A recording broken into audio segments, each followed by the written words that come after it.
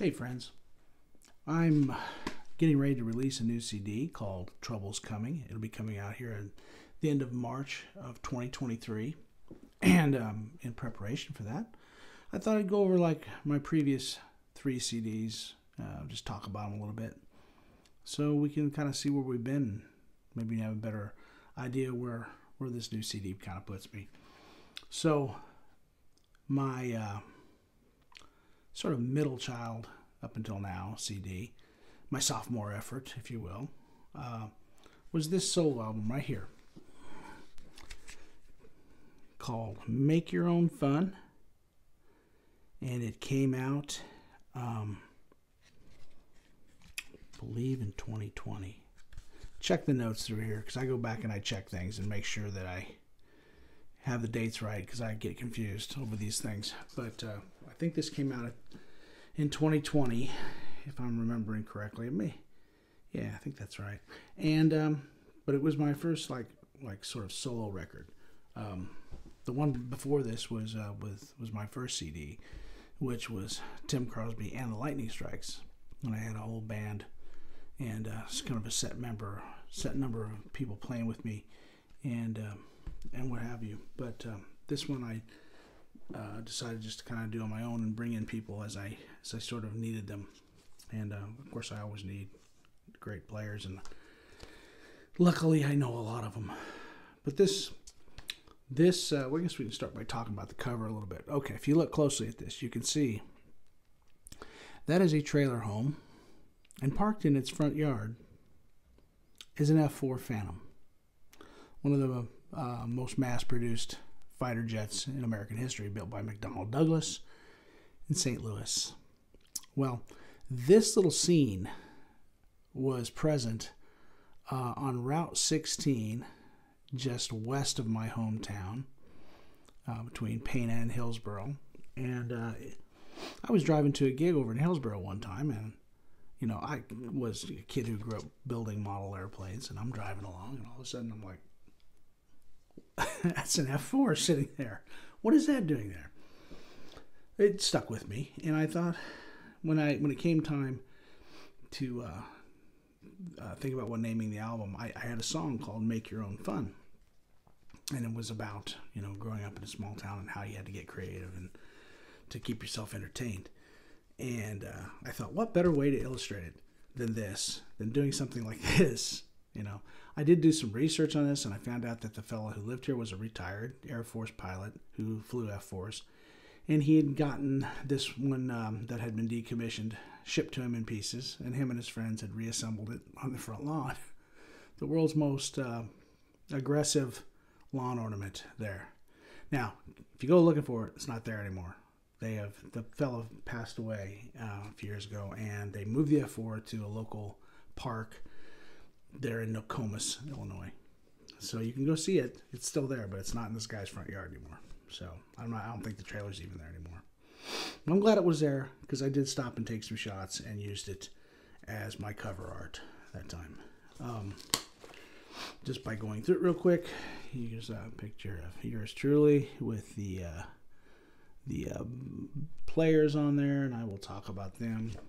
A picture of the CD itself, and in the back a listing of the songs, and that, my friends, is a picture of the old church bell that was referenced in my song Make Your Own Fun, as in the one we would sneak out at night and ring. It was chained up. The clapper was chained up, as you can kind of see there, but there was just enough slack in it that a motivated 12-year-old kid could get a hold of it and give it a good wang and run like hell. It was terrifying. It was so loud, and we did it at 2 a.m. and then just take off running. I mean, we were bored. You're growing up in a small town. You did indeed have to make your own fun. So that's what that was about. So the first song on this album is Water Cuts the Stone. Kind of an upbeat song about, I don't know, just what's it about? I don't know. It's a dude who's kind of on the run, had been on the run for a while, and just feeling things catch up with him. I think that's where I wrote that one from. Second song is I Probably Will, which I think is one of my better songs. I like to play it out.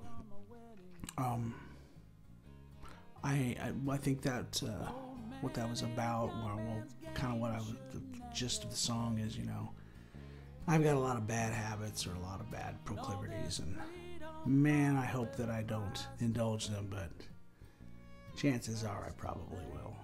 And I thought, I like the song. It gets played almost every gig. Third song is Iron and Stone. I don't write a lot of purely biographical or autobiographical songs, but this one was certainly one that came right out of my own life in relationship to my younger son. And I don't know why. One night it just kind of poured out of me, and but I'm really happy that it did. And that's for Willie Boy. And try to play that one in quieter gigs because it's a quieter song. Let's see, the next song on here was Make Your Own Fun, the title track. And it was about, growing up in a small town and finding ways to amuse yourself, creative ways usually. A lot of imagery in there.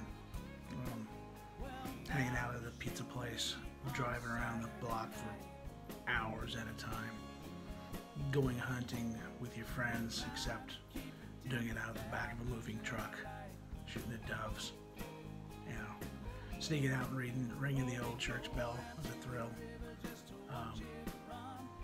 There's a line in there I really liked that was trying to keep it dim without losing our light, which I thought was a good way to describe the Midwestern teenage experiences.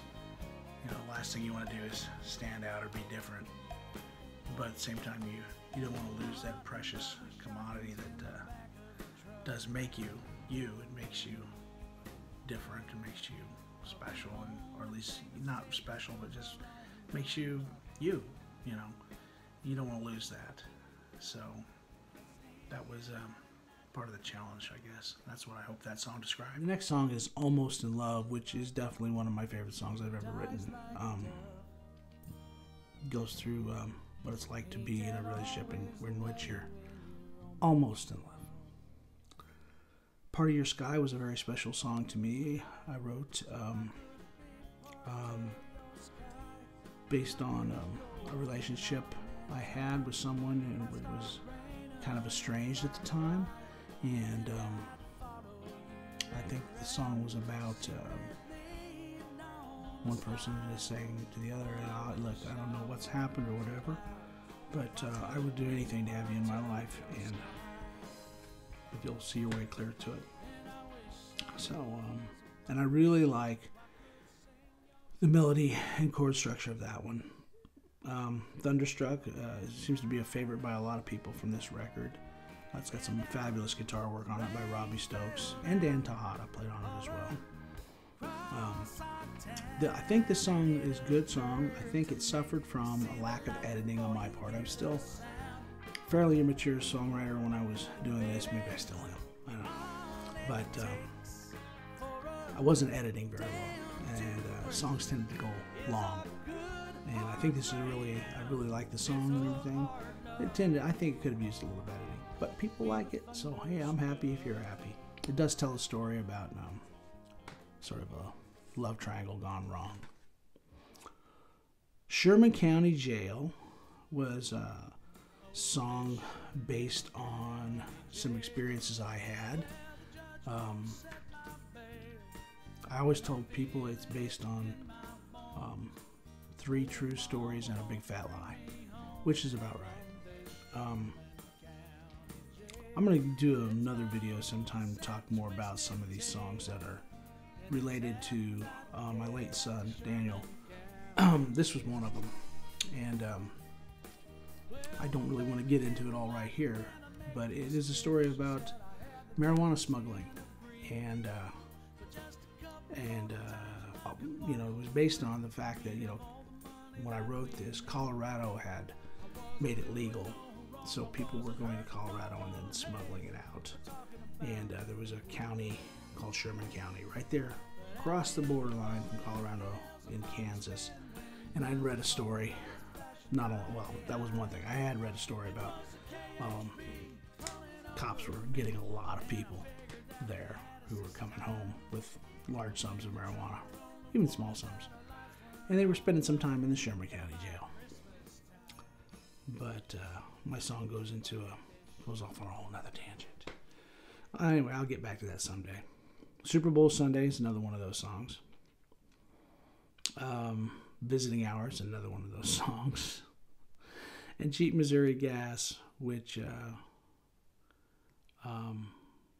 actually started out writing I was hoping writing a little kind of grouchy little complaint about high gas prices. Where I live in Southern Illinois, it's pretty close to Missouri, and I actually go over there quite a bit to play. And I always try to time it so that my gas tank is almost empty so I can fill up on cheap Missouri gas. I was going to write a song about that, but as it turned out, it kind of took its own path. It ended up being more of a song of loss and a man and a woman and a motorcycle, and sort of him looking back on their relationship. Anyway, those are the songs on it. I think this album was a very important album for me. It was the first time I was completely in control of it, and I think I grew a lot during it. I think it was the first time I started singing. People always say, no. But I really do think it was the first time I started discovering my real singing voice. I started learning a lot more about singing from my diaphragm rather than through my throat. And, Michael Celius at Misunder Studio, again, where I recorded this one as well, kind of coached that out of me a little bit in one song. He was like not satisfied. And so I tried a little different technique, and all of a sudden I heard this other tone coming out of my voice, and I was like, oh, that's better. So this was an important album for me. Also, this is the one I played drums on these songs, and that was a real challenge because we hadn't figured out how to do that yet with me. Every artist has their own sort of strengths and weaknesses and proclivities and what have you, and we had to figure out a technique when you're the singer, songwriter, and guitar player. How do you play drums too? And there was a technique that we eventually settled on, but it wasn't perfected yet on this album. I think we've got it down pretty well now. It was better on the album after this, which was the Always Rising album, but I think we've got it down pretty well now. It's just getting better all the time. But I mean, it's much better. I have a home studio now, and it's allowed me to do a lot of things about capturing the feel of a song before I even go into the Misunder studios. So anyway, this was an important growth album for me. And looking back on it, of course, there's decisions I made that I wish I hadn't made. There are some things I'm very proud of. Oh, it's a mixed bag when I look back on it. I think that's true for most artists, though. I'm sure this new CD that I'm very, very happy with, I'm sure there'll be times over the next few years, I'll go, oh, I should have done something else there, or should have settled for that, or whatever. But I can definitely chart the growth between the first CD, which was the Resurrection Mule CD, Tim Crosby and the Lightning Strikes, which I'm going to talk about in another video. Then this second CD, Make Your Own Fun. I could see the growth there. Definitely could see the growth between this one and the next the next CD, which was Always Rising. And even from Always Rising to this current one, I can see a huge growth as well. Much of it because of this home studio I have now, which is where I'm coming to you from. It's made just a huge difference in terms of me getting the song off on the right foot before I even go in there. And where it's just me and, drum tracks and guitars, finding the right feel for the song before I even go in there. But this was definitely an important album for me. I also did a fancy dancy lyric sheet in this one. With some little tiny pictures and stuff too. There's a picture of me with my dog Champ in the background. And there's that middle one. That is a place we lived in my hometown for a while. And I believe that is... What is that? Oh, that's just a country road around my hometown. And there's a lot of thanks and acknowledgments on the back, which are too small for me to read right now, but you can read them if you get the album. And a little picture of my son Danny. I get confused on the timelines, and I dedicated the album to him. I get confused on the timelines of all this, but I did talk about this a lot on the Always Rising video I made. You know, Danny had gone missing right around the time I was finishing this, I believe. And again, check the notes on the bottom of the screen because it's all blur, of course. He went missing right around the time the pandemic started, and we didn't find out for a year what had happened to him. And of course, he had passed away, but we didn't know that. But I think what had happened was right when I was finishing this up, it had become apparent that that was going to be the end result. And so I included a dedication to him on this as well. I had some fantastic musicians as usual. I had James Ricks. James played bass with me for many years, and he played bass and did some harmony vocals on this.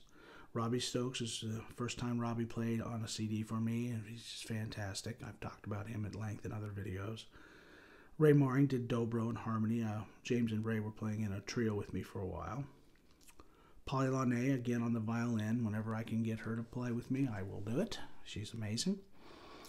Steve Saunders played keyboards for me some.